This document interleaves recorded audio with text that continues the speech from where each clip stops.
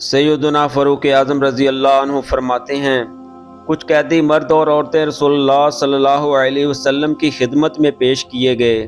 ان میں سے ایک عورت تھی جس کا بچہ گم ہو گیا۔ وہ اس بچے کی تلاش میں ادھر ادھر بھاگتی پھر رہی تھی، اور جب اس کو اس کا بچہ مل گیا تو اس نے بچے کو اٹھایا، سینے سے لگایا اور اپنی چھاتی پر ڈالا، اسے دودھ پلایا۔ یہ منظر دیکھ کر سید دو عالم صلی اللہ علیہ وسلم نے فرمایا، صحابہ کرام تمہارا کیا خیال ہے؟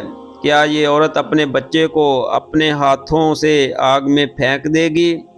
صحابہ کرام رضی اللہ عنہم نے عرض کیا، اللہ کی قسم جب تک اس کا بس چلے یہ کبھی بھی اس اپنے بچے کو آگ میں نہیں پھینکے گی۔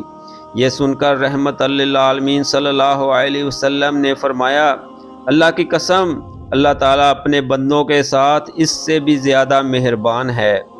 یعنی جتنی شفقت ماں کو اپنے اس بچے کے ساتھ ہے، اللہ تعالیٰ کو اپنے بندوں کے ساتھ اس سے بھی زیادہ شفقت ہے۔